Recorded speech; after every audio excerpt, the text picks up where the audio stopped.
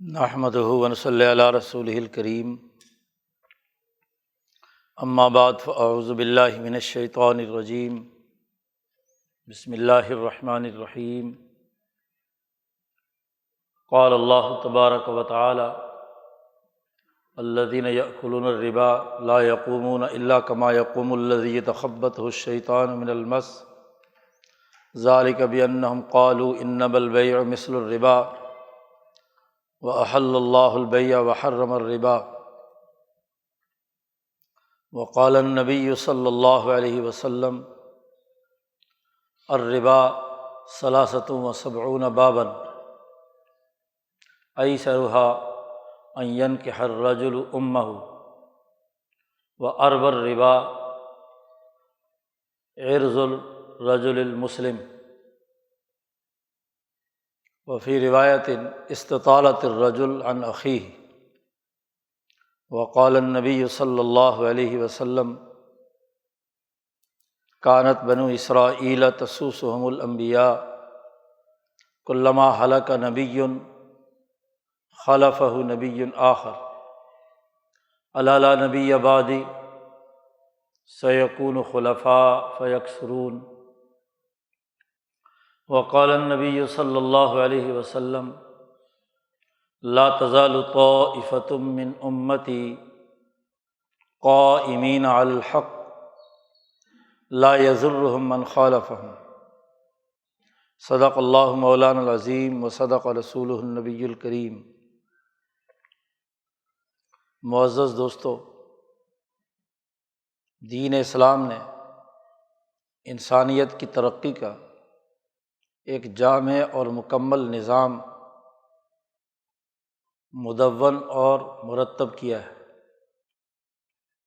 انسانی زندگی کے جملہ شعبوں کے بارے میں قرآن حکیم نے واضح ہدایات دی ہے، اور انہی ہدایات کی روشنی میں حضرت محمد مصطفیٰ صلی اللہ علیہ وسلم نے ایک کامل اور مکمل نظام حیات عملاً انسانیت کے سامنے رکھا ہے، جو نبی اکرم صلی اللہ علیہ وسلم کی 10 سالہ ریاست مدینہ کی حکمرانی اور خلفائے راشدین مسلمانوں کے غلبے کی حکمرانی کے 1200-1300 سالہ ادوار میں دنیا بھر میں قائم رہا ہے۔ اس نظام کی بنیادی خوبی اس حوالے سے تھی کہ یہ نہ صرف ہر انسان کی جو دین اسلام قبول کر لے، تہذیب نفس، اس کی داخلی زندگی کی تہذیب و ترتیب اور مہذب بنانے سلیقہ مندی پیدا کر رہے، اعلیٰ اخلاق پیدا کرنے کے لیے ایک مکمل طریقہ کار بیان کرتا ہے، بلکہ انسانی اجتماعیت اور سیاست قومی اور ملی کے امور بھی پوری جامعیت کے ساتھ بیان کرتا ہے۔ گویا کہ تہذیب نفس اور سیاست ملی یہ دو بنیادی دائرے ہیں جو انسانیت کی ترقی کے لیے ناگزیر اور ضروری ہیں۔ کسی بھی ایک پہلو کو نظر انداز کر دیا جائے تو انسانیت ترقی کے منازل طے نہیں کر سکتی۔ جہاں اللہ پاک نے انسانیت کی داخلی تہذیب و ترتیب کے لیے عبادات کا ایک نظام دیا ہے، وہیں سیاست ملی کے حوالے سے انسانی ضرورتوں اور کفالتوں کا ایک جامع مکمل نظام سیاست، نظام معیشت اور نظام ارتفاقات بھی متعین کیا ہے۔ وہ کوئی ادھورا نظام نہیں ہے، کامل اور مکمل نظام ہے، اور ہر دائرے میں اس کی تعلیمات انسانی زندگی کی تمام ضروریات کو پورا کرتی ہیں، اول سے آخر تک۔ نبی اکرم صلی اللہ علیہ وسلم کی سیرت مبارکہ سے لے کر قیامت کے دنیا میں ظاہر ہونے تک، رہتی دنیا تک یہ نظام انسانیت کے لیے رہنمائی کا کردار ادا کرتا رہے گا۔ اس کی تعلیمات نہ تو مبہم ہیں، نہ غیر واضح ہیں، نہ مخمصے سے دوچار ہیں، وہ بالکل دو ٹوک اور واضح ہیں۔ اس کے کم از کم بنیادی اساسی اصول اور اس کی اساس پر نظام وہ رسول اللہ صلی اللہ علیہ وسلم، صحابہ کرام اور ان کے بعد آنے والے خلفائے کرام، محدثین، فقہاء، مفسرین، صوفیاء، علماء ربانیین نے پوری جامعیت کے ساتھ اسے برقرار رکھا ہے۔ یہ آیت مبارکہ جو تلاوت کی گئی ہیں اور حدیث، اس کا تعلق سودی نظام کے ساتھ ہے۔ سورۃ البقرہ کی یہ آیات ہے، اس سے پہلے 2-3 رکوعوں میں اللہ تبارک و تعالیٰ نے انسانی زندگی کی ترقی اور کامیابی کے لیے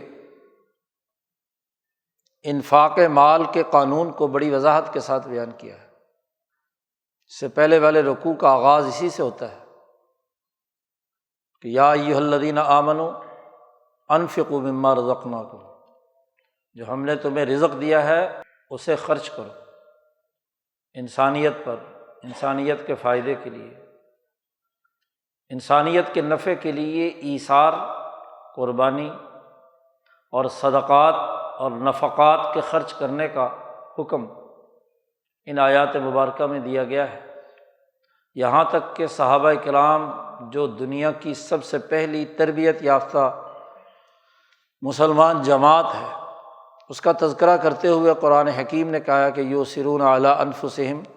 ولو کان بہم خصاصہ، خود بھوکے بھی ہوں، پیاسے بھی ہوں، ضرورت مند بھی ہوں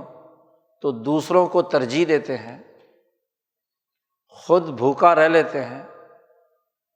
خود پیاسا رہ سکتے ہیں، لیکن دوسرے انسان کی ضرورت پورا کرنے کے لیے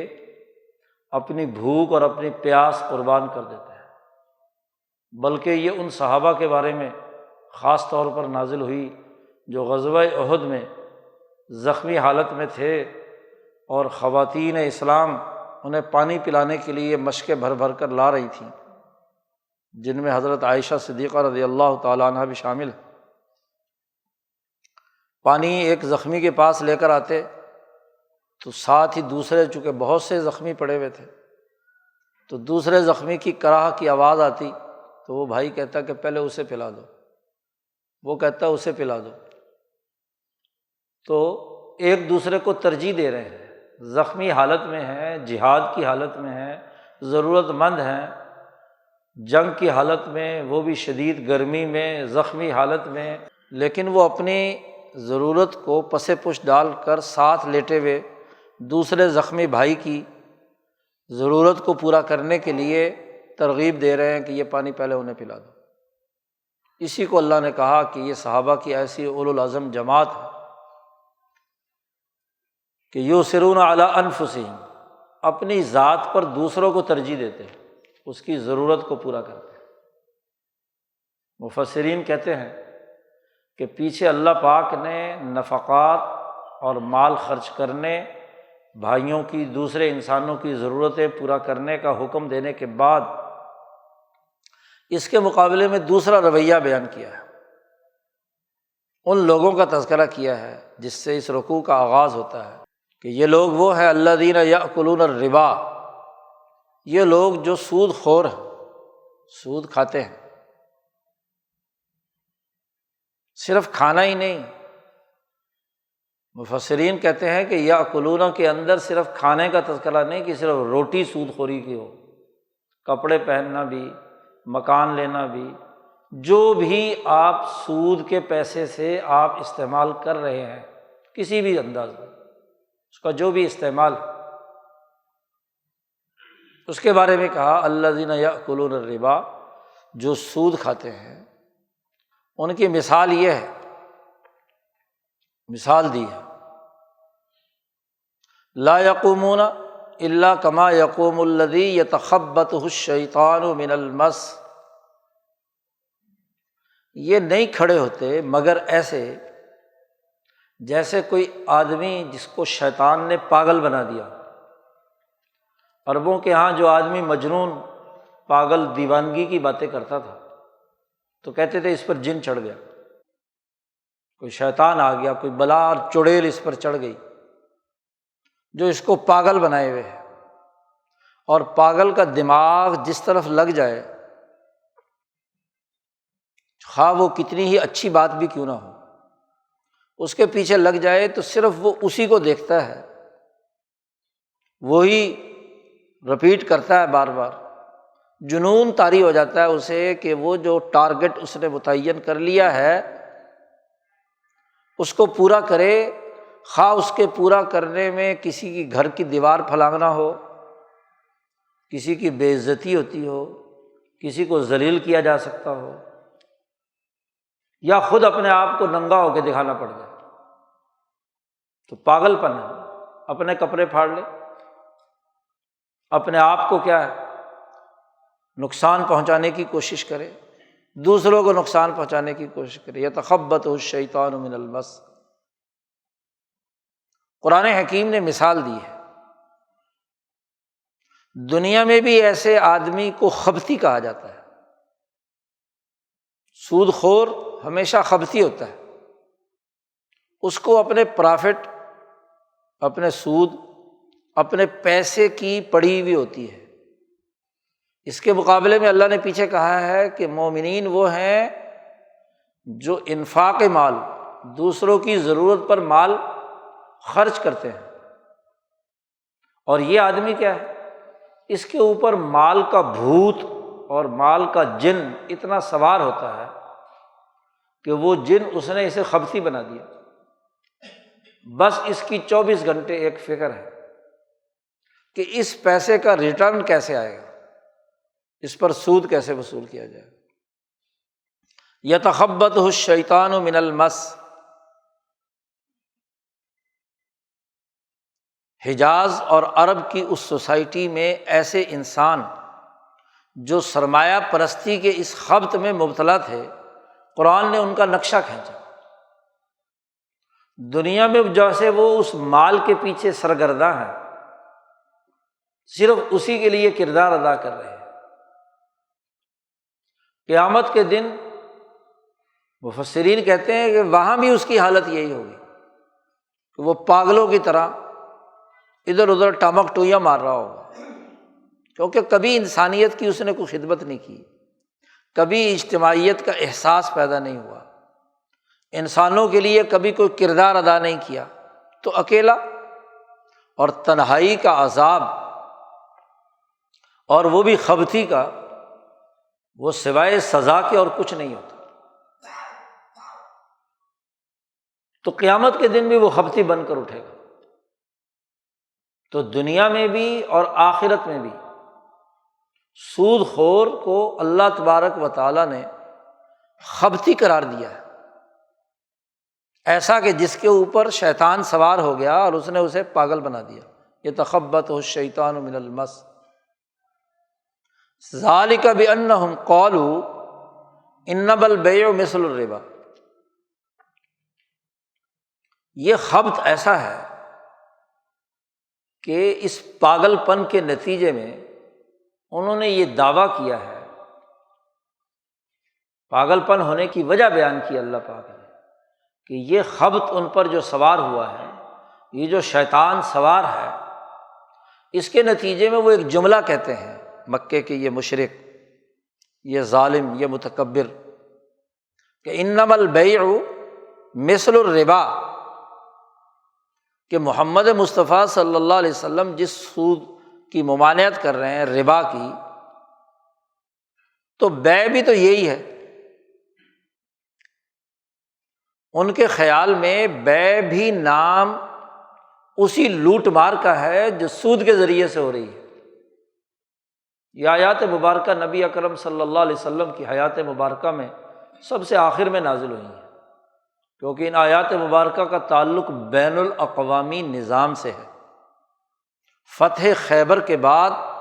رسول اللہ صلی اللہ علیہ وسلم کا جو سیاسی اسٹیٹس ہے وہ خلافت الکبریٰ کا ہے۔ امام شاہ ولی اللہ فرماتے ہیں کہ صلح حدیبیہ کے بعد کا جو دور ہے، خیبر کی فتح سے دنیا سے تشریف لے جانے تک کا 2-3 سال کا دور جو ہے، یہ نبی اکرم صلی اللہ علیہ وسلم کا بین الاقوامی سربراہ کی حیثیت سے ہے۔ اسی لیے آپ نے اس زمانے میں خیبر جو حجاز سے کافی دور تھا، تو وہاں جا کر خیبر سے وہاں کے یہودیوں کو نکالا اور اسے فتح کیا۔ گویا کہ عملاً ایک حجاز کے یا مدینہ کی ریاست کے دائرے سے باہر جا کر ایک دوسری ریاست کو کیا ہے، وہاں کے نظام کو توڑا اور اسے اپنے ساتھ شامل کیا۔ بین الاقوامیت کا آغاز یہاں سے ہو جاتا ہے، اور پھر اسی اساس پر نبی اکرم صلی اللہ علیہ وسلم نے اس کے بعد جتنی غزوات ہیں، غزوہ یرموک ہو جی، ملک غسان کے نام خط ہو، قیصر و کسریٰ کے نام خطوط ہوں، اس کے بعد لکھے ہیں۔ اور عمر فاروق فرماتے ہیں کہ یہ آیت آخر میں نازل ہوئی ہے۔ گویا کہ اس آیت میں ایک بین الاقوامی سیاسی سسٹم کے امور بیان کیے ہیں۔ مدنی آیت ہے، مدنی صورت ہے کہ کل انسانیت میں جہاں جہاں بھی سود خور موجود ہیں یاکلون الربا، ان کی مثال ایسے ہی ہے کہ یتخبطہ الشیطان من المس، اور ان تمام کا رویہ، وہ سود خور مکے کے ہوں، خیبر کے یہودی ہوں، قیصر و کسریٰ کے نمائندے ہوں، یا مدینہ میں موجود منافق ہوں، ان تمام کا ایک مشترکہ موقف ہے کہ بھئی بیع میں اور ربا میں کیا فرق ہے۔ سود میں بھی ہم فالتو وصول کرتے ہیں دوسرے سے، اور جب کوئی چیز بیع کرتے ہیں، بیچتے ہیں، تو وہاں بھی تو پرافٹ کماتے ہیں نا، تو وہ بھی تو زائد ہے۔ 10 روپے کی چیز آپ نے لی ہے، 12 روپے میں بیچ رہے ہیں، تو 2 روپے پرافٹ تو کمایا آپ نے۔ اور اگر وہ 10 کسی کو کیش دے دیا، نقد دے دیا، اور اس پر اگر ہم نے 12 روپے لیے، 2 روپے فالتو لیے، تو آپ کہتے ہیں سود ہے۔ تو دنیا بھر کی اقوام کے سود خوروں کی بات بیان کرتے ہوئے اللہ نے کہا ہے کہ یہ کہتے ہیں، ان کو یہ خبط سوار ہے، ان کے خبطی ہونے کی سب سے بڑی علامت یہ ہے کہ انما البیع مثل الربا۔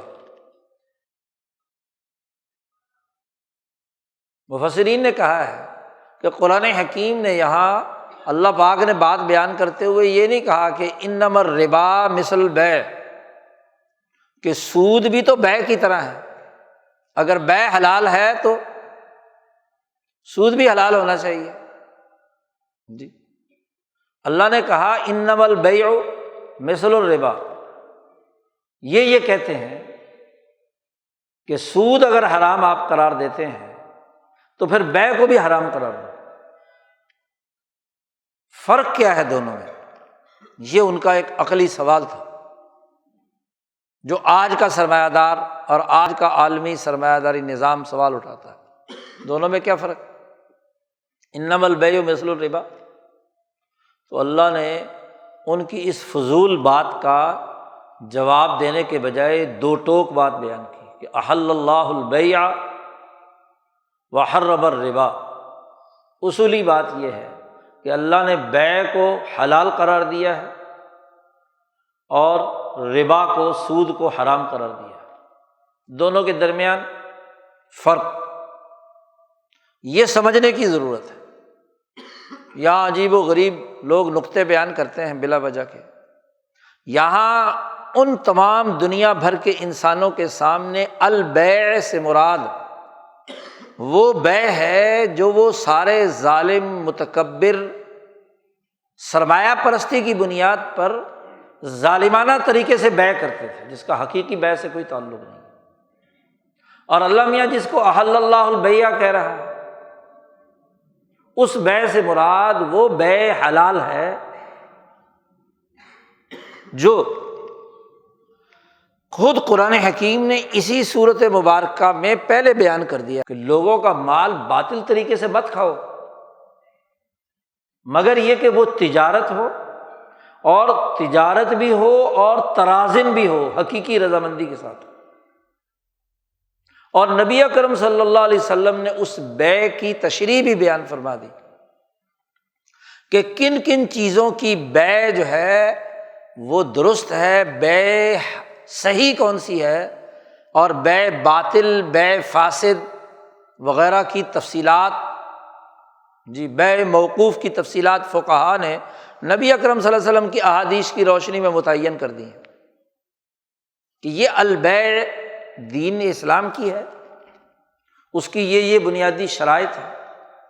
اور وہ البیع نہیں ہے کہ جو البیع جاہلیت کے زمانے میں کافروں اور سرمایہ داروں اور سرمایہ پرستی کے زمانے میں انفاق مال کے علی الرغم ان کے ہاں رواج پذیر تھی۔ مثلاً اس البیع سے مراد وہ البیع ہے، مثلاً اس کی ایک مثال جس کو بیع العینہ کہا جاتا تھا۔ بیع العینہ کیا تھی؟ حضرت زید بن ارقم رضی اللہ تعالیٰ عنہ کی ام ولد ہے، ام المحبہ، وہ حضرت عائشہ صدیقہ کے پاس آئی، کہنے لگی کہ وہ زید بن ارقم کو آپ جانتی ہیں؟ انہوں نے کہا کہ ہاں جانتی ہوں۔ کیا ہوا انہیں؟ کہ ان کے ساتھ میں نے ایک سودا کیا ہے کہ میں نے ان سے غلام خریدا ہے، ایک سودا کیا ہے، 800 میں لیا ہے، پھر 600 میں دیا ہے، اس مدت کے لیے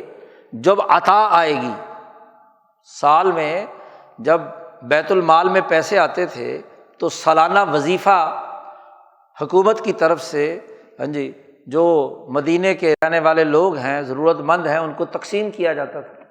تو پیسے نہیں ہیں، ضرورت تھی انہیں، تو انہوں نے اس طریقے سے میرے سے 200 روپے کے فرق کے ساتھ سودا ہم دونوں نے کیا ہے، کیونکہ پیسے کی ضرورت تھی انہیں۔ تو عائشہ صدیقہ کو پتہ چلا تو حضرت عائشہ نے کہا کہ یہ زید بن ارقم، تو نے بہت غلط کام کیا، زید بن ارقم سے بتا دو کہ اس نے رسول اللہ صلی اللہ علیہ وسلم کے ساتھ جتنے جہاد کیے ہیں، جتنے نیکی کے کام کیے ہیں، وہ سب ختم ہو گئے، ختم ہو گئے وہ۔ تو انہوں نے کہا کہ اگر میں وہ 200 روپے زیادہ نہ لوں، 200 درہم یا وہ زیادہ نہ لیں تو پھر انہوں نے کہا پھر ٹھیک ہے۔ اب یہ بیع عینہ کا طریقہ تھا ان کے ہاں، لوٹ مار کا، کہ بظاہر سارا سودا جو ہے وہ بیع کے نام پر ہوا، کوئی سود طے نہیں ہوا، اس کو بیع کہتے تھے باقاعدہ۔ تو یہاں جو وہ کہہ رہے ہیں انما البیع، یہ البیع سے مراد تو وہی بیع عینہ ہے، یا اور بہت سارے بیع کے طریقے تھے جن کو نبی اکرم صلی اللہ علیہ وسلم نے منع کر دیا۔ مثلاً احادیث میں واضح طور پر کہا گیا ہے کہ مزارعت، مزابنہ وغیرہ، محاقلہ، یہ ناجائز ہے، روک دیا گیا۔ اور اس کی تشریح میں مفسرین نے لکھا ہے، محدثین نے، کہ محاقلہ یہ ہے کہ گندم باہر پڑی ہوئی ہے آدمی کے پاس، اور ایک فصل لگی ہوئی ہے، اس کے اندر بالیاں ہیں، بالیوں میں گندم ہے، اس کا اندازہ لگایا،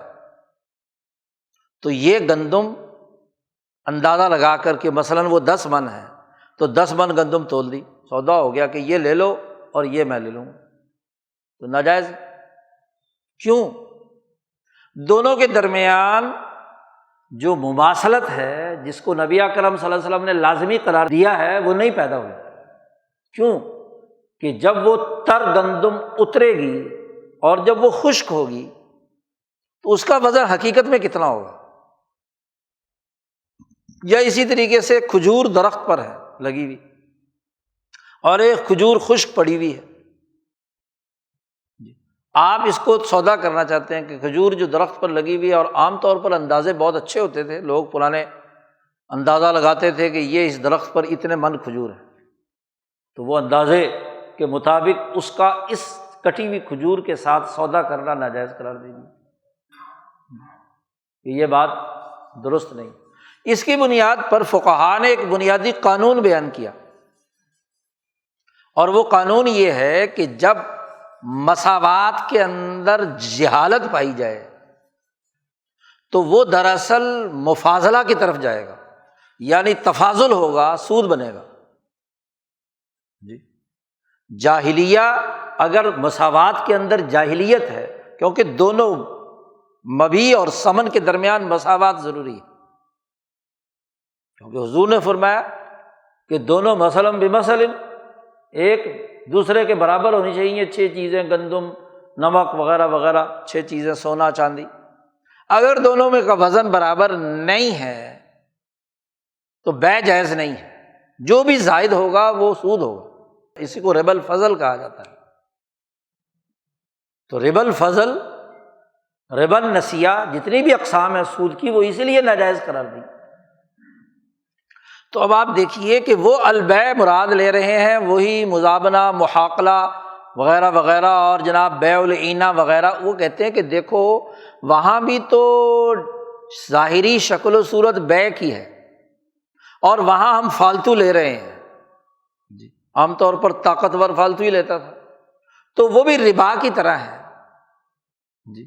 اب ان کا خیال یہ ہے کہ جس بیع کو مسلمان جائز قرار دے رہے ہیں وہ وہی ہماری حرام والی بیع ہے۔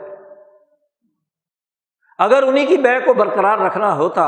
تو اللہ تبارک و تعالیٰ یہ کیوں کہتا کہ تم ایک دوسرے کا مال باطل طریقے سے مت کھاؤ، مگر یہ کہ تجارت ہو اور رضامندی ہو۔ اور نبی اکرم صلی اللہ علیہ وسلم نے مزید شرط لگا دی کہ اگر دونوں کی جنس ایک ہو تو یدم بیدن ہونی چاہیے، نقد و نقد ہونی چاہیے، دونوں برابر بھی ہوں، مساوی بھی ہو، اور نقد و نقد ہو، ادھار کا معاملہ نہیں ہونا چاہیے۔ اب یہاں یہ آیت مبارکہ جس احل اللہ البیع کی بات کر رہی ہے، یہاں الف لام اس بیع کی طرف ہے جو بیع قرآن حکیم نے حلال قرار دی ہے، نہ کہ وہ بیع ہینا یا وہ بیع جو جاہلیت کے زمانے میں بظاہر بیع کی شکل تھی لیکن ظلم اور زیادتی تھی، نا انصافی تھی۔ اب سیاست ملی کے لیے یہ لازمی اور ضروری ہے کہ کسی سوسائٹی میں جو انسان بس رہے ہیں دونوں کے حقوق مساوی ہوں، ان کے درمیان جو خرید و فروخت، لین دین، معاشی معاملات طے پا رہے ہیں ان میں ہر ایک انسان کے حقوق محفوظ ہوں، کوئی کسی پر ظلم اور زیادتی۔ اس لیے اکل بالباطل کو حرام قرار دیا، رشوت کو ناجائز قرار دیا، تدلو بہا الی الحکام، کہ حکمرانوں کو رشوت دے کر تم زیادہ فوائد اٹھالو، ظلم اور زیادتی کو ناجائز قرار دیا، طاغوت کو ناجائز قرار دیا۔ تو سود اور سود سے متعلقہ جتنے بھی شعبے ہیں جن میں سود کی کوئی بھی شکل پائی جاتی ہے ان تمام کو ناجائز قرار دے دی۔ اس لیے نبی اکرم صلی اللہ علیہ وسلم نے فرمایا الربا ثلاثۃ وسبعون بابا، سود کے 73 باب ہیں، 73 درجے ہیں، 73 کیٹیگریز ہیں جی۔ اور ایسرھا، اور اس میں سب سے کم ترین، ایسر جو ہے، ہلکا جو ہے، وہ یہ ہے کہ ایک انسان اپنی ماں سے منہ کالا کرے۔ اس سے زیادہ بدتر اور کیا بات ہوگی؟ یعنی سود خوری کو تشبیہ دی رسول اللہ صلی اللہ علیہ وسلم نے کہ کوئی بیٹا اپنی ماں کے ساتھ منہ کالا کرے۔ کوئی انسانی ضمیر غیرت مند یہ گوارا کرتا ہے کہ وہ ماں کے ساتھ منہ کالا کرے گا؟ ایسر ہوا۔ اور پھر ایک اور بات فرمائی اسی حدیث میں کہ ادنی الربا، چھوٹے سے چھوٹا ربا، آخری سود یہ ہے کہ آپ کسی مسلمان کی عزت سے کھیلیں جی۔ ایک روایت میں تو یہ ہے کہ ادنی الربا یہ ہے کہ آپ مسلمان بھائی کی عزت سے کھیلیں، عرض الرجل المسلم، اور ایک میں یہ ہے کہ استطالت الرجل عن اخیہ، ایک آدمی زبان درازی، اس کے ہاتھ سے اس کے بھائی کی عزت محفوظ نہ ہو، عرض اخی، بھائی کی عزت محفوظ نہ ہو، یہ بھی سود ہے۔ اس کو بھی کیا کہا؟ الربا۔ اب قرآن میں تو اتنا آیا ہے احل اللہ البیع وحرم الربا، اور الربا کی تشریح رسول اللہ صلی اللہ علیہ وسلم نے کر دی کہ یہ ربا جو ہے ماں سے منہ کالا کرنے، اور اسی طرح کسی دوسرے مسلمان بھائی یا دوسرے انسان کی، خونی رشتہ دار کیوں نہ ہو، اس کی عزت پر حملہ کرنا، اس کے سامان کو لوٹنا، اس کی انسلٹ کرنا، اس کی توہین کرنا، اس کو بھی ربا کے زمرے میں شامل کیا ہے۔ کتنی بڑی واضح بات بیان کر، اور اسی لیے ہر وہ معاملہ جس میں ربا کا شبہ بھی پایا جائے، اس سے رکنے کا حکم خود نبی اکرم صلی اللہ علیہ وسلم نے بیان کر دیا۔ مشہور حدیث ہے، نبی اکرم صلی اللہ علیہ وسلم فرماتے ہیں کہ الحلال بین والحرام بین، حلال بھی واضح طور پر بیان کر دیا گیا ہے، اور حرام جو واقعی واضح طور پر وہ حرام کیا، وبینہما مشتبہات، ان دونوں کے درمیان مشتبہ معاملے بھی ہیں، اور جو آدمی ان شبہات سے بچا وہی کامیاب ہے، وہی اپنے دین کی حفاظت کرنے والا ہے، ورنہ تو وہ اس شبہات میں پڑ کر اس ظلم اور تکبر اور سود خوری کے نظام میں داخل ہو گیا۔ اب قرآن حکیم کی ان آیات اور احادیث کی روشنی میں یہ بات تو دو ٹوک طریقے سے واضح ہو گئی کہ انسانی معاشرے میں سود حرام ہے۔ سود ہی نہیں، سود سے متعلق جتنی بھی استحصالی صورتیں ہیں ان تمام کو قرآن و حدیث اور دین کے نظام نے ناجائز قرار دیا۔ اکل بالباطل، باطل طریقے سے دوسروں کا مال کھانا، قرآن کی اپنی نص کے مطابق،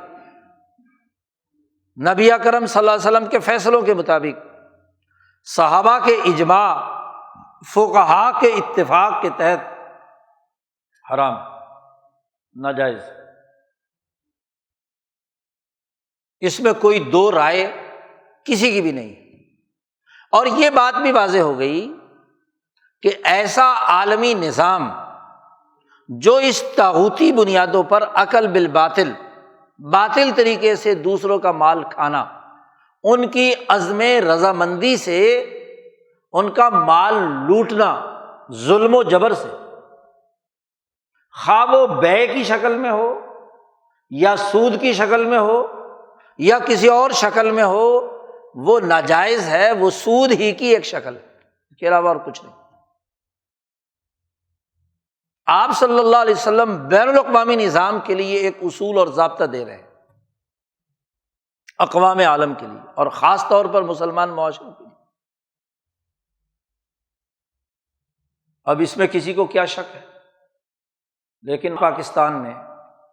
آج کے جمعے کے بارے میں آپ کے علماء نے اعلان کیا ہے کہ جی یوم انسداد سود منایا جائے،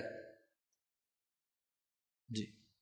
اس جمعے میں خطبات دیے جائیں کہ سود کا خاتمہ ہونا چاہیے۔ انسداد سود ایک تحریک چل رہی ہے، پارٹی بنی ہوئی ہے، علماء شامل ہیں ہر فرقے اور گروہ کے، اور وہ خوشیاں منا رہے ہیں کہ ایک تو پاکستان کی وفاقی شرعی عدالت کو پچھلے رمضان میں پتہ چل گیا کہ سود واقعی حرام ہے، جی سود حرام ہو گیا، چلو شکر ہے 75 سال کے بعد آپ کی اشرافیہ کو، آپ کی عدالتوں کو پتہ چل گیا کہ سود حرام۔ پھر اس وفاقی شرعی عدالت نے ایک فیصلہ جاری کیا کہ جی یہ تو حرام ہے، تو پھر کرنا کیا ہے؟ ایک متبادل نظام، اور متبادل نظام اس کی جگہ پر جس کے لیے 5 سال کی ٹائمنگ دی گئی ہے حکومت کو کہ وہ اس سود کو ختم کر کے اسلامی بینکاری نظام قائم کرے، بلکہ سارے شعبوں میں اسلامی نظام نافذ کرے سود کے خاتمے کی بنیاد پر۔ یہ فیصلہ ہاں جی، جج صاحب نے فرما دیا، فیصلہ جاری ہو گیا۔ پہلی بات تو یہ دیکھیے کہ 1400 سال پہلے سود حرام ہوا، اور پاکستان کی اسلامی ریاست کے عدالت کو 30 سال کی مقدمے بازی کے بعد اب پچھلے سال پتہ چلا کہ یہ واقعی سود حرام ہے، اور اس بات کو تسلیم کر لیا گیا کہ اس وقت جو نظام چل رہا ہے وہ سودی ہے، اور یہ سودی نظام اس عالمی طاغوتی نظام کے ساتھ جڑا ہوا ہے جو IMF، ورلڈ بینک اور عالمی بدمعاش ریاستوں اور طاقتوں کے ذریعے سے دنیا بھر کے انسانوں پر مسلط ہے، سود خوری پر مبنی ہے۔ یہ بات مان لی گئی۔ پہلے تو یہ ماننے کے لیے بھی تیار نہیں تھا کہ یہ سود بھی ہے یا نہیں ہے، بڑی ہچر مچر کرتے رہے، کبھی ہاں جی کچھ کبھی کچھ کبھی کچھ، حتیٰ کہ آپ کا صدر بھی کہتا رہا کہ علماء کو کچھ رعایت کرنی چاہیے۔ علماء بیچاروں کے پاس کیا اختیار ہے کہ وہ قرآن میں کوئی ترمیم کر کے سود کو کوئی حلال بنا دے؟ جی تو ظاہر ہے وہ یہ بات تو تسلیم کر لی۔ اب اگلا سوال یہ ہے، ایک متبادل نظام دیا گیا کہ جی وہ اسلامی بینکاری نظام جو اس وقت اسلامی بینکوں میں یا دوسرے بینکوں کی اسلامی برانچوں میں یا اسلامی ونڈو میں چل رہا ہے، اس کو 5 سال میں یہاں پاکستان میں تمام مالیاتی اور معیشتی ڈھانچے میں نافذ کیا جائے، اور اگر اس سلسلے میں کوئی رکاوٹ آپ کو پیش آئے تو اس کے لیے عدالت نے کہا ہے کہ ہم آپ کے ساتھ تعاون کے لیے تیار ہیں۔ اب یہاں یہ سوال ہے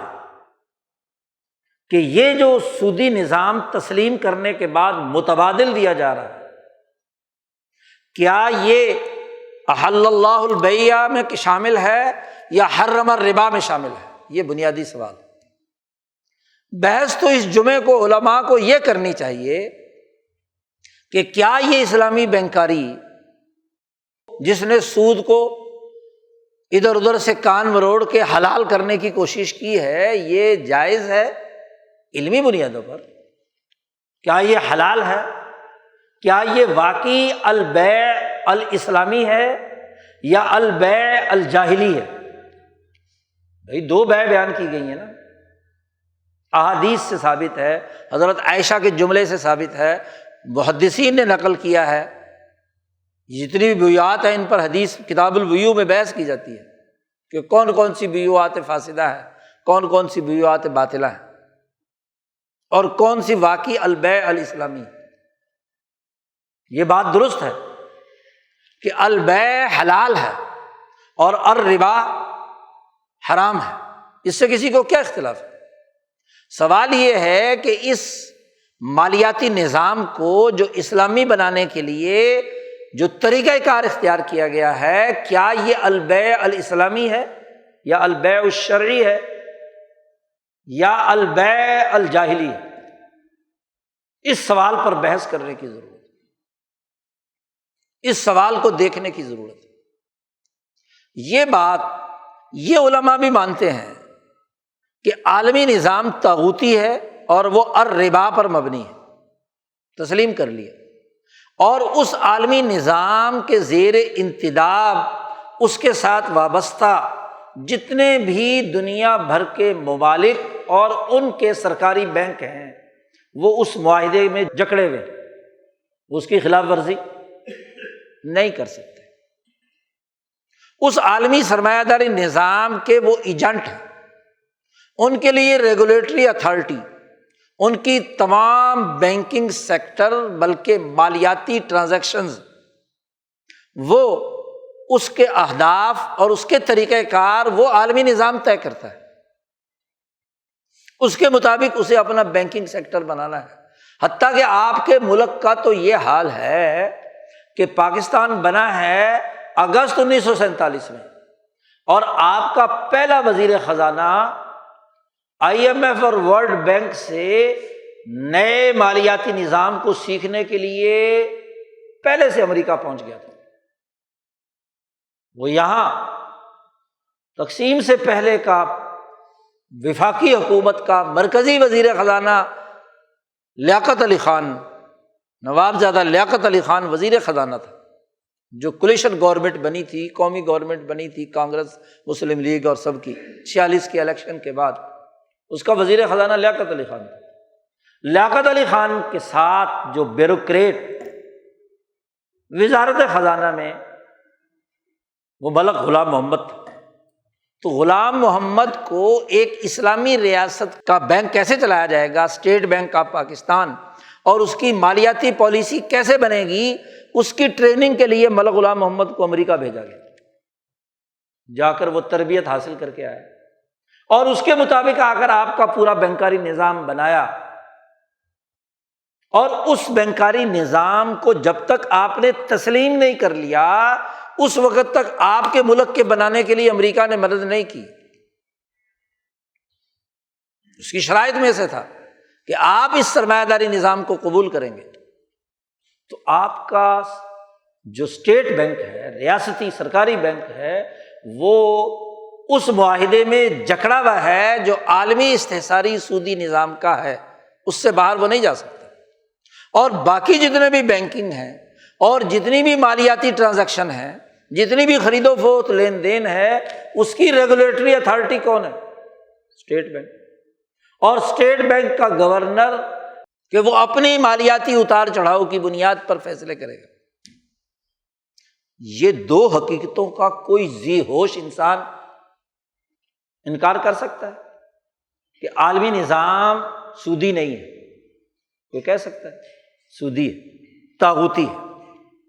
اور آپ کا اسٹیٹ بینک اس عالمی سرمایہ داری نظام کا اعلی کار ہے، اس کے طے کیے ہوئے قواعد اور ضوابط کے لیے کردار ادا کرنے کا پابند ہے۔ اسے جو ہدایت IMF سے ملے گی، جو ہدایت اسے ورلڈ بینک دے گا، جو ہدایت ان بینکوں کو اور ان کے مالیاتی معاملات کو کنٹرول کرنے والے جو دنیا کے 80-90% دولت پر قابض 400 سرمایہ دار ہیں، ان کی ہدایت کے مطابق کام کرے گا۔ اب اس کے نیچے ایک اسلامی بینک، ایک سودی بینک، اس کی ایک ونڈو اسلامی یا ایک برانچ اسلامی۔ اچھا جی، وہ اسلامی کیا بنی؟ اسلامی بنانے کا سہرا پچھلے 40 سال سے دنیا میں 2 آدمیوں کو ایوارڈ ملا ہے کہ اسلامی بینکاری کے بانی مبانی 2 آدمی، ایک ادھر افریقہ کا کوئی لیڈر ہے اور ایک آپ کا پاکستان کا نمائندہ ہے۔ دونوں کو کیا ہے؟ عالمی سرمایہ داری نظام نے ایوارڈ دیے ہیں، بلکہ PhD کی ڈگریاں بھی بانٹی ہیں کہ آپ نے ایک نیا البیع کا نظام جاری کر دیا،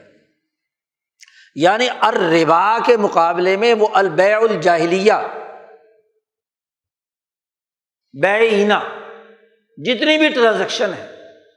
یا بیع العینہ کی بنیاد پر ہے جی، اور وہ بھی جزوی تخریجات کی اساس پر بعض فقہا کی رائے کے مطابق، اور اس واضح 2 ٹوک سود کو جائز قرار دینے کے لیے جو طریقہ اختیار کیا ہے، البیع کا، الاجارہ کا یا الکفالہ کا، سارے اسلامی بینکوں میں جو کچھ پڑھایا جا رہا ہے وہ اسی کی اساس پر ہے کہ کون سی جو ٹرانزیکشن ہوئی ہے، کون سی کوئی ایٹم مالیاتی نقطۂ نظر سے بینکوں نے متعارف کرائی ہے، اس کے لیے ایک شریعہ بورڈ فیصلہ کرے گا کہ اس سود کو گھما پھرا کر بیع کا لباس کیسے پہنایا جائے گا، اس کو اجارے کا لباس کیسے پہنایا جائے گا، اس کو کفالہ کیسے بنایا جا سکے گا، اس کو شرکت کیسے بنایا جائے گا، کمپنی کیسے بنائی جائے گی۔ حقیقت میں وہ ٹرانزیکشن ہوئی ہے یا نہیں، کاغذوں میں پروڈکٹ، ہر ایک پروڈکٹ کے لیے وہ شریعہ بورڈ کے پاس جائے گی اور وہ اس کو بیع کا، شرکت کا اور جناب والا اسی طریقے سے کفالے کا یا جو بھی ان کو قریب ترین لگے گا اجارے کا لباس پہنا دے گا۔ اب بیع دنیا بھر میں حلال ہے، کون ہے جو کہے گا کہ بیع جو ہے وہ حرام ہے؟ اجارہ فقہا کی اکثریت کے ہاں حلال ہے جی، بعض فقہا کو چھوڑ کر۔ کفالہ اور شرکہ شرکت پر پوری اقسام موجود ہیں، 4 اقسام اس کی فقہا کی کتابیں بھری ہوئی ہیں، شرکت جائز۔ آپ ذرا اندازہ لگائیے کہ ایک عالمی سود خوری کے نظام میں جو کمپنی کام کر رہی ہے، شرکہ کام کر رہی ہے، اسی شرکت کی اساس پر آپ نے فقہ والی شرکت کو داخل کر دیا، حالانکہ یہ بات طے شدہ ہے کہ فقہا کی کتابوں میں جہاں الشرکہ کا لفظ استعمال کیا گیا ہے، یا جو شرکت کی 4 قسمیں بیان کی ہیں کمپنی کی، وہاں یہ کمپنی کوئی لیگل پرسن نہیں ہے، قانونی شخص نہیں ہے۔ اس کمپنی میں جتنے لوگ بھی شریک ہیں، شرکت الصنائع، مثلاً 4 موچی، 4 درزی، 4 انجینئر مل کر ایک کمپنی بناتے ہیں، اپنی اپنی محنت کرتے ہیں، اور اس سے جو کچھ ہو رہا ہے وہ چاروں کے چاروں برابر کے اپنے حصص کے مطابق ذمہ دار ہیں۔ ان 4 افراد سے مابرا اس کمپنی کا جو ٹائٹل ہے، جو بھی نام رکھ لیا انہوں نے، تو وہ ٹائٹل کوئی لیگل پرسن نہیں۔ سرمایہ داری نظام نے کیا کیا؟ اس سود خوری طاغوتی نظام نے آ کر کمپنی بنائی، اور اس کمپنی کا ایک ٹائٹل، مثلاً ایسٹ انڈیا کمپنی تھی نا، وہ کیا کرے گی جی؟ بے کرے گی۔ بے کرنے کے لیے آئے تھے نا یہاں، تو پورا ملک ہڑپ کر لیا کہ نہیں؟ پورے ملک پہ قبضہ کر لیا۔ تجارتی کمپنیوں کا کام ملک ہڑپ کرنا ہوتا ہے، ملک پر قبضہ کرنا ہوتا ہے۔ اگر ہم شرعی قانون اور فقہ کے اس اینک سے، جس سے یہ ہمارے مفتیان کرام بے کو حلال قرار دے رہے ہیں، تو بے کو حلال قرار دینے کا جو طریقہ یا جس کی بنیاد پر مغل حکمرانوں نے ایسٹ انڈیا کمپنی کو کاروبار اور تجارت کی اجازت دی تھی، وہ یہ البیع تھی کہ ہندوستان پر قبضہ کر لو جی۔ وہ تو کیا تھی کہ دنیا بھر میں جو مہذب طریقہ ہے باہمی رضامندی سے، اور ایسا پرافٹ جو آپ کی محنت اور جائز طریقے سے آپ کو مل رہا ہے، اس پرافٹ کے مطابق بیع تھی نا۔ اور جب تک کمپنی نے 100 سال 1616 سے لے کر بلکہ 150 سال، کمپنی نے 100-150 سال جو یہاں کاروبار کیا، بیع کی، تو اس بیع کا مجموعی فائدہ ہندوستان کو ہوا، برطانیہ کو نہیں ہوا۔ اسی لیے جب کمپنی کی 100 سالہ کارکردگی برطانوی دربار میں پیش کی گئی، تو وہاں کے بڑے بڑے لارڈز نے یہ فیصلہ کیا کہ اس کمپنی پر پابندی لگائی جائے، کیونکہ ہندوستان سے جو یہ کاروبار کر رہی ہیں تو اس کی بیلنس شیٹ برطانیہ کے خلاف ہے، ہندوستان کو زیادہ فائدہ ہو رہا ہے، ہمیں نقصان ہو رہا ہے،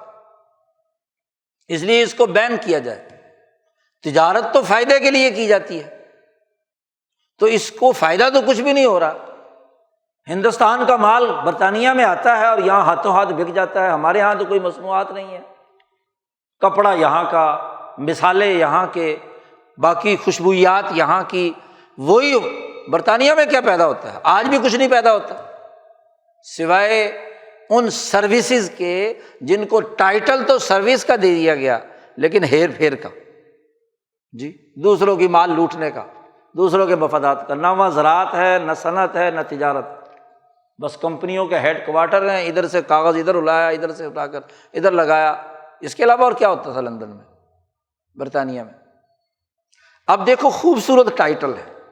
لوگ کہتے ہیں کہ جی مغل جو ہیں انہوں نے کمپنی کو یہاں کاروبار کرنے کی اجازت کیوں دی؟ بھائی کاروبار تو ہر انسان کا حق ہے، مسلم ہو غیر مسلم ہو، لیکن کاروبار کرے۔ لیکن کاروبار کے ٹائٹل میں فوج بنانا، فوج بنائی، اس فوج کے ساتھ کیا ہے، پیش قدمی کرنا، لڑائیاں کرنا، علاقوں پہ قبضہ کرنا، یہ اگلی سیاست ہے نا۔ یعنی وہ البیع الجاہلیت کی بنیاد رکھی کس نے؟ بیعینہ کی،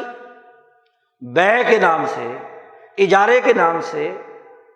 جی، مزارات کے نام سے، مخابنہ کے نام سے، محاقلہ کے نام سے جتنی بھی بیوات نبی اکرم صلی اللہ علیہ وسلم نے ناجائز قرار دی تھیں، وہ تمام حربے بیع الجاہلیہ کے ایسٹ انڈیا کمپنی نے یہاں استعمال کیے، اور اس کے نتیجے میں یہاں کی دولت لوٹ کر کہاں لے گیا؟ برطانیہ، ملک غلام بن گیا۔ دنیا کی کل 25% دولت ملک جو ہے وہ کنگال ہو کر صرف 2% رہ گیا، 23% دولت برطانیہ منتقل ہو گئی، یورپ منتقل ہو گئی۔ اب قانونی نظام سے اور اگر شریعت کی کتابوں کے نقطۂ نظر سے دیکھا جائے تو کہیں گے جی بیع ہوئی تھی، اسی لیے تو یہ لوگ جو آج اسلامی بینکاری کے دعوے دار ہیں، یہ انگریز اور ایسٹ انڈیا کمپنی کے خلاف ایک لفظ بھی کہنے کے لیے تیار نہیں ہے، برطانوی سامراج کے خلاف ایک لفظ نہیں بولتے یہ اور ان کے بڑے اسلام کے ٹھیکیدار ہیں، امت کے حکیم کہلاتے ہیں،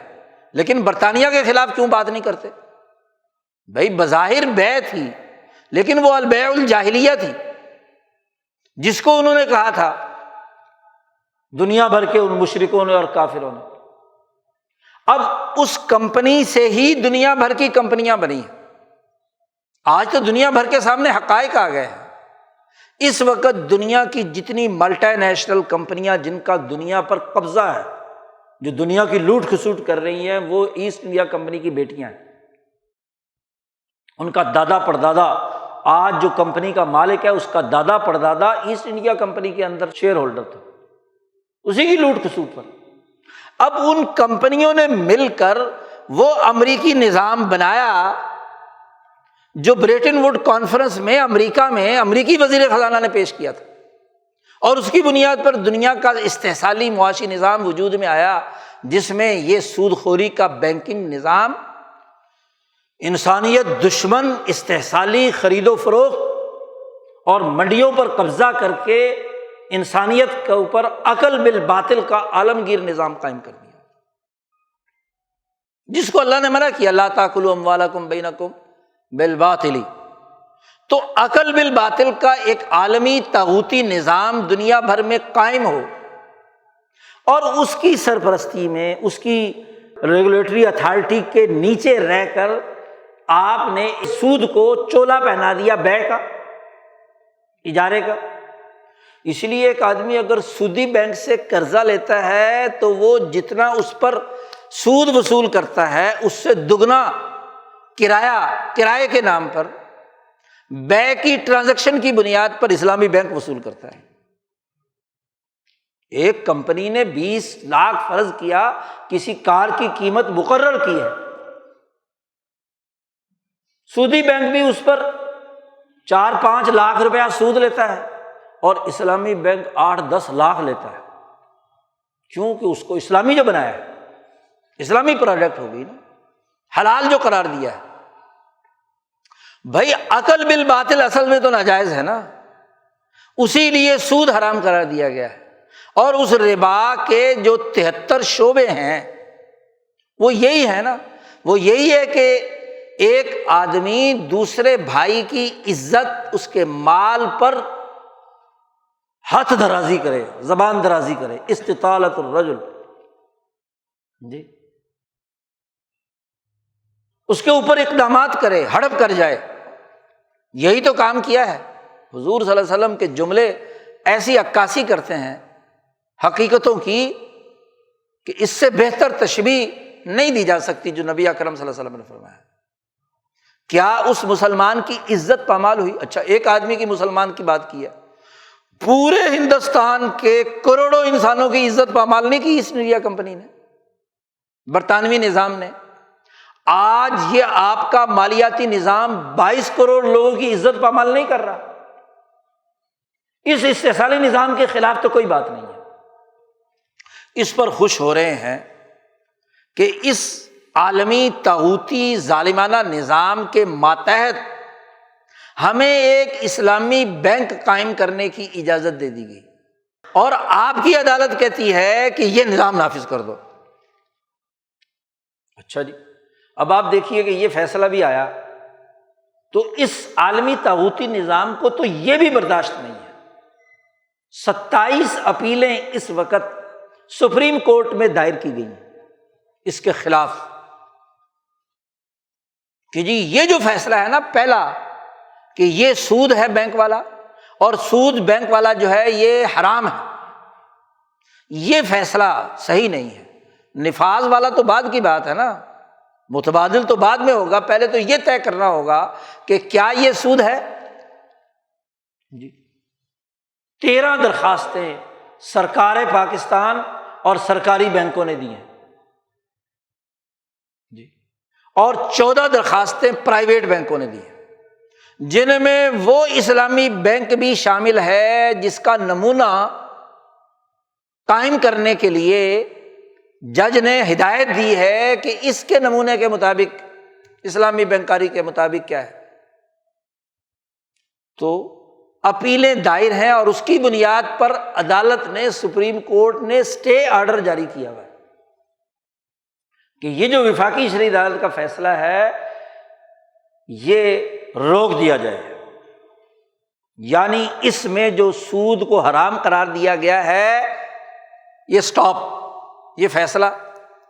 ابھی فیصلہ سمجھا نہ جائے۔ اچھا جی، ان پچھلے رمضان سے لے کر اب تک کے 7-8 مہینوں میں یہ عدالت میں موجود ہے۔ اچھا جی، اب علماء کہتے ہیں ہم نے بڑی بھاگ دوڑ کی، یہ کیا وہ کیا، ہاں جی، اور ہم نے ملک کے وزیر خزانہ سے بات کی اور ہمارے سیاسی لیڈروں نے، مولانا نے بھی بڑی کوشش کی، تو وزیر خزانہ صاحب نے اعلان کر دیا کہ جی ہم تو اپنی درخواستیں واپس، ہم وہ اسلامی بینکاری نافذ کرنا چاہتے ہیں جو اس عدالت کے فیصلے میں کہا گیا۔ پہلی بات تو یہ ہے کہ کیا آپ اپنے اسٹیٹ بینک کو اس عالمی طاغوتی نظام سے آزاد کرنے کے لیے تیار ہیں؟ یہ آپ کے اندر کوئی صلاحیت اور استعداد ہے؟ کیونکہ اس فیصلے میں پہلی بات تسلیم کر لی گئی ہے کہ یہ عالمی نظام سودی ہے اور اس سودی نظام کا نمائندہ یہ ہمارا اسٹیٹ بینک ہے۔ تو کیا حکومت پاکستان اس بات پر تیار ہو گئی ہے کہ وہ اس بینک کو اس نظام سے ڈسکنیکٹ کرے؟ کم از کم اپنے داخلی نظام کو بنانے کے لیے اور اس کو سود سمجھنے کے لیے تیار ہے آپ کا بینک، آپ کی وزارت خزانہ، آپ کا پورا مالیاتی ڈھانچہ؟ اور ابھی تو صرف اعلان کیا ہے کہ واپس لیں گے، لی ہیں یا نہیں یہ تو ابھی اگلی بات ہے۔ باقی جو 14 بینک ہیں وہ پرائیویٹ اور جن میں خود اسلامی بینک بھی شامل ہیں، ان سے درخواست کر رہے ہیں علماء کرام یا آپ کے کیا ہے وزراء کہ بھی تم بھی واپس لے لو۔ سلمی سرمایہ داری نظام میں ہاں جی فری اکانومی مارکیٹ ہے، آپ کسی پر پابندی لگا سکتے ہیں، بالفرض ساری 27 درخواستیں واپس بھی ہو جائیں، اور واپس ہونے کے بعد جس کے لیے کوششیں کہتے ہیں جی 30 نومبر کو علماء اور مفتیان کا ایک قومی کنونشن منعقد کریں گے اور اس میں ہم دباؤ ڈالیں گے کہ جی لوگ جو ہے ہمارا ساتھ دیں۔ کون ساتھ دے؟ تاجر مافیا، تاجروں کو دعوت دے رہے ہیں، لینڈ مافیا، وہ جن کی وجہ سے تمہارے بینکوں کا جو اثاثوں کا حجم ہے وہ کئی گنا بڑا ہے اسلام کے نام پر۔ ایک بالکل کمزور سا بینک تھا جی، جب اسلامی کا ٹائٹل یا ٹچ آیا یا فتویٰ آیا تو جتنے بھی اسلام کو چاہنے والے لوگ ہیں انہوں نے اپنے پیسے دھڑا دھڑ اس میں جمع کرائے کہ نہیں رہی، اس کے اکاؤنٹ ہولڈر باقی سب سے آگے بڑھ گئے، وہی تاجر، وہی کاروباری، وہی لینڈ مافیا جو اس استحصالی نظام کا حصہ ہیں، ان سے کہا جا رہا ہے کہ بھائی آپ کو بڑا فائدہ ہوگا، بڑا نفع ہوگا اگر آپ اسلامی چھتری کے نیچے یہ کاروبار کریں گے۔ اب اگلا سوال ہے کہ آپ نے کہا ہے کہ بیع جو ہے وہ حلال ہے، اور قرآن نے بھی کہا احل اللہ البیع، بیع کے لیے تو لازمی شرط قرآن نے کہا ہے کہ باہمی رضامندی بھی ہو اور اس پر جو پرافٹ لیا جائے وہ مناسب حد میں ہو، غبن فاحش نہ ہو۔ فقہا کی اصطلاح ہے بھی جتنی محنت ہوئی ہے، جتنی جدوجہد ہوئی ہے، ایک تاجر نے کی ہے، اس نے اس کے اندر جو یوٹیلیٹی پیدا کی ہے اس کے مطابق کیا ہے وہ اس کے اوپر پرافٹ لے سکتا ہے، اس کو ربا کہیں گے ربا کے مقابلے میں۔ کیوں؟ ربا اور رباح دونوں میں بنیادی فرق یہ ہے کہ ربا کے اندر ہا ہے جو محنت اور مشقت کی علامت ہے، جد و جہد کی علامت ہے، اور ربا کے اندر واو ہے جو حرف علت ہے، بیماری کی علامت ہے۔ تو ربا ناجائز ہے اور ربا جو ہے وہ جائز ہے۔ اور ربا جائز وہ ہوتا ہے کہ وہ چیز مارکیٹ میں جس ریٹ کی ہے یا کسی پیداوار کرنے والے نے اسے جس ریٹ پر پیدا کر کے بیچا ہے اس پر ایک مناسب پرسنٹیج 2%، 3%، دنیا میں آج سے 40 سال پہلے ہمارا عام تاجر بھی اسی طرح کماتا تھا نا، پرافٹ کی ریشو یہی ہوتی تھی تاجر کی۔ لیکن یہ 40-50 سال سے آپ کے اوپر ہنر برسا ہے، ڈالر اور ریالوں کی بارش ہوئی ہے، ہاں جی، فساد پیدا کرنے کی وجہ سے، اب اس کے بعد کیا ہے؟ آپ بتاؤ یہ بے کا کون سا طریقہ ہے، کون سی حلال بے ہے کہ ایک لینڈ مافیا کا آدمی 50,000 میں 1 لاکھ میں 1 ایکڑ خریدتا ہے اور 2 کروڑ میں 1 کنال کا پلاٹ بیچتا ہے؟ کون سی پرافٹ کی ریشو؟ آپ کہیں گے جی اس نے کالونی بنائی ہے، سڑکیں بنائی ہیں، گیٹ بنائے ہیں، سارے کام کیے ہیں تو اس کو پرافٹ لینے کا حق ہے۔ ٹھیک ہے جی، حساب لگاؤ کہ کسی 1 ایکڑ پر کتنا خرچہ ہوتا ہے، جی خرچہ شامل، ویلیو کتنی ایڈ کی اس نے؟ مثلاً 1 ایکڑ پر 2 کنال زمین مناسب سڑکوں کے حساب سے، سڑکیں چھوڑی جائیں تو 2 کنال زمین چلی جاتی ہے، زیادہ بڑی کھلی سڑکیں ہوں تو 3 کنال چلی جاتی ہے، 5 کنال رہ گئی۔ اچھا جی، آپ نے فرض کیا 1 لاکھ میں 1 ایکڑ لیا ہے تو سمجھ لو کہ اس میں سے کیا ہے 30,000 اڑ گئے جی، وہ جو پلاٹ باقی بچے وہ 1,30,000 کے ہو گئے، زیادہ سے زیادہ۔ اچھا جی، سڑکوں پر آپ نے ڈیولپمنٹ کیا، اس کا بھی خرچہ لگا لو، بڑا خوبصورت سا گیٹ لگایا ہے، اگرچہ اس کی ضرورت نہیں ہے، لوگوں کو بے وقوف بنانے کے لیے 2-4 درخت لگائے ہیں، 2-4 کیا ہے گملے شملے لگائے ہیں، تو وہ بھی لوگوں کو پھانسنے کے لیے، سب کی قیمت لگاؤ تو کیا پھر بھی 1 کروڑ کا 1 کنال بیچنا آپ کا حق ہے؟ اور یہاں سود سے بڑھ کر اتنے کی چیز نہیں جتنا کا وہ بیچ رہا ہے۔ اب یہ بے آپ کہتے ہیں حلال ہے، کس قانون کے تحت حلال ہے جی؟ کس طرح یہ جائز ہو گیا لینڈ مافیا کا حلال؟ وہ کمیشن ایجنٹ جو احتکار و اقتناز کے ذریعے سے فصلوں کو روکتا ہے، کمیشن کھاتا ہے، وہ چیزوں کو مہنگی بنانے میں بنیادی کردار ادا کرتا ہے جی۔ کاشتکار جو 6 مہینے جس نے فصل کاشت کی، 40 من 1 ایکڑ سے گندم اٹھانے پر 6 مہینے اس نے مصیبت برداشت کی، اس 40 من کا ریٹ کیا ہوا؟ جبکہ اس نے کھاد بھی، بیج بھی، باقی تمام سپرے بھی، ساری محنت کی تمام کام بھی وہ کیے ہیں تمہارے ریٹ پر، کھاد تم نے اپنے ریٹ پر دی ہے، بیج تم نے اپنے ریٹ پر دیا ہے، سپرے تم نے اپنے ریٹ پر دی ہے، سرمایہ دار نے۔ وہ غریب محنت کرتا ہے اور مارکیٹ ریٹ میں غلہ منڈی میں پھینک دیتا ہے، کمیشن ایجنٹ سے کہتا ہے بھائی تو ریٹ لگا دے کہ میری فصل کتنے کی بکے، اور وہ کمیشن کہتا ہے کہ جی میں نے تو کمیشن لینا، لگائے گا وہ سرمایہ دار جس سے تم نے کھاد بیج ساری چیزیں خریدی تھی جی۔ یعنی وہ اپنی پروڈکٹ کی اپنا ریٹ بھی نہیں لگا سکتا۔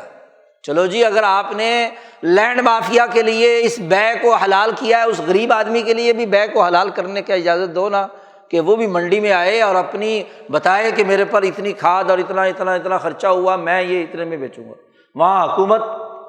کہتی ہے جی 2200 روپے لے لو جی فی من کے، اور پھر اے سی ڈی سی پوری انتظامیہ جو ہے زبردستی اس کے گھر کے گودام خالی کر کے گندم اٹھا کر باہر لے آتی ہے جی، اس کے بچوں کے منہ سے چھین کر۔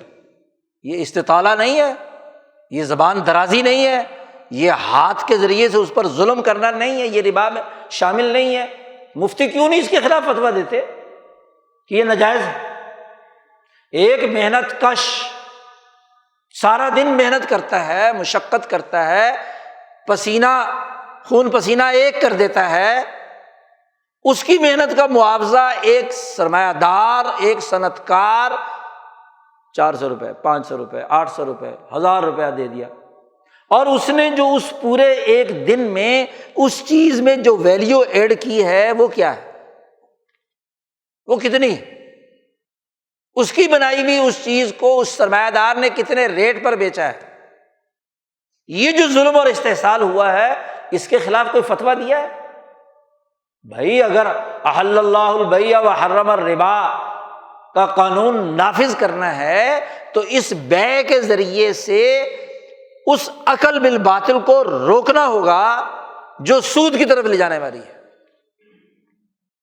آج دنیا بھر کی دولت سمٹ کر 400 سرمایہ داروں کے قبضے میں آ گئی، دنیا بھر کی دولت مخصوص طبقات کے پاس آ گئی۔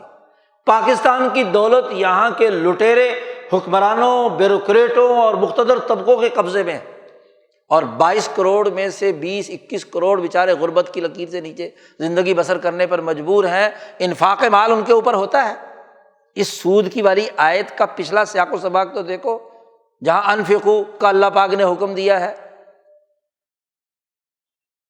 اس غریب مزدور کے لیے تو آواز بلند نہیں کریں گے جس کے پسینے کے خشک ہونے سے پہلے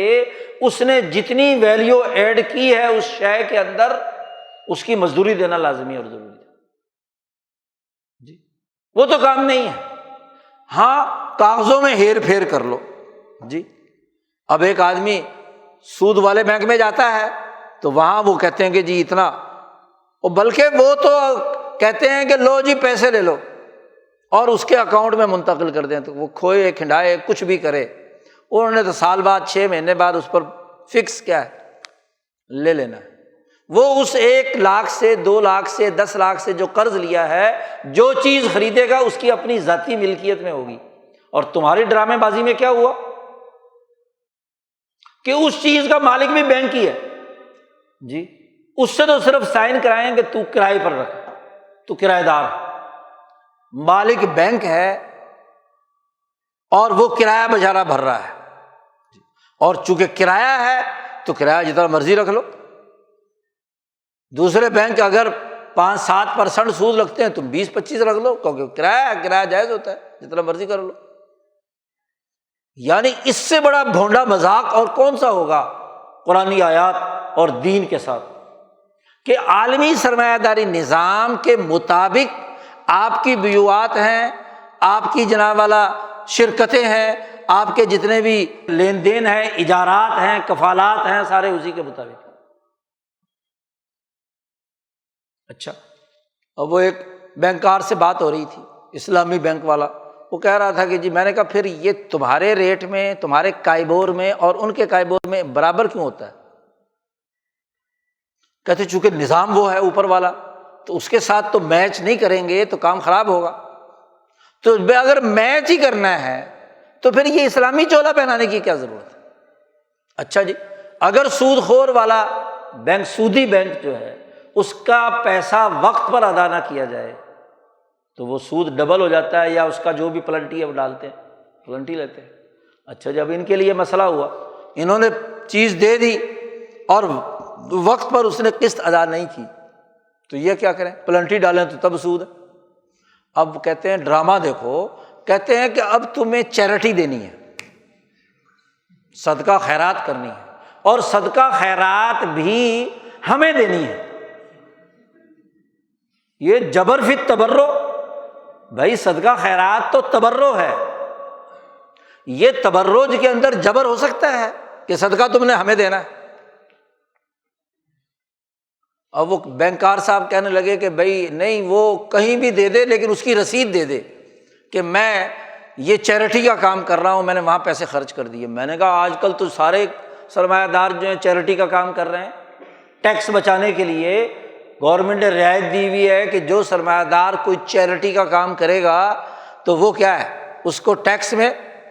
تو حکومت سے ٹیکس بچایا کروڑوں میں، اور وہ تھوڑا سا اس نے ایک مسجد کھول دی، ایک مدرسہ کھول دیا، مولوی بھی راضی امام مسجد بھی راضی اور دین بھی راضی اور ٹیکس والے بھی راضی۔ تو اگر وہ اپنے ہی مدرسے کی رسید دے گا، اپنے ہی چیریٹی کی رسید دے گا، تو فائدہ اس کا کس کو ہے؟ وہ بھی اس نے فائدہ اٹھا لیا نا۔ تو یہ عجیب ڈھکوسلا ہے، مذاق ہے دین کے ساتھ، کہ بیع کا چولا پہنا کر، اجارے کا چولا پہنا کر، اس کے اوپر کسی قسم کا شرکت کا چولا پہنا کر، اس سود خوری کے، استحصال کے، عقل بالباطل کے نظام کو جائز قرار دینا اور اس کا نام اسلامی بینک رکھنا یا اسلامی مالیاتی نظام رکھنا، اس سے بڑا دنیا میں کوئی فراڈ ہو سکتا ہے؟ یہی تو رسول اللہ صلی اللہ علیہ وسلم نے فرمایا تھا کہ آخر زمانے میں لوگ سود کھائیں گے، نام بدل دیں گے، جی، رشوت کھائیں گے، نام بدل دیں گے، ہدیہ، نذرانہ، نام بدل دیا نا، ہے تو رشوت، گفٹ، جی۔ بات تو یہی ہے کہ حرام کو حلال بنانے کا طریقہ نیا بنا کر دیا۔ یہی کام تو یہودی علماء کرتے تھے، اسی کو تو ارباب من دون اللہ کہا تھا نبی اکرم صلی اللہ علیہ وسلم نے، قرآن حکیم نے۔ وہ کوئی سجدہ کرواتے تھے؟ نہیں، اللہ کے حرام کو حلال بناتے تھے اور اللہ کے حلال کو حرام بناتے تھے، یہی کام یہ کر رہے ہیں۔ تو آج کا دن اگر منانا ہے تو اس انداز میں منائیں نا، سوالات اٹھائیں کہ اس طاغوتی سسٹم کے نیچے خواہ عدالت فیصلہ کرے یا سارے علماء فیصلہ کریں، کیا اس کے نیچے یہ حرام خوری کا نظام، اس کو اسلامی چولا پہنا کر اسلام کے نام پر لوگوں کو بے وقوف بنانا درست ہے؟ جبکہ 500 علماء کا متفقہ فتویٰ اس اسلامی بینکاری کے خلاف چھپا ہوا ہے، موٹی کتاب ہے، پاکستان کے تقریباً اکثر مدرسوں کے فقہاء اور مفتیان کے دستخط ہیں اس پر،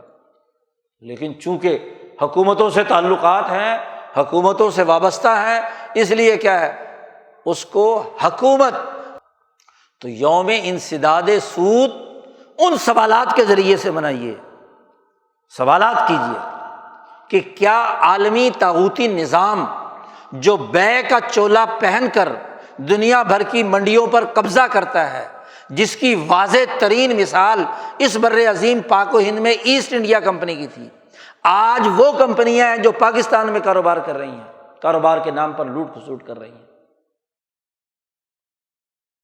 کس لیے؟ پاکستان کا پانی ہے،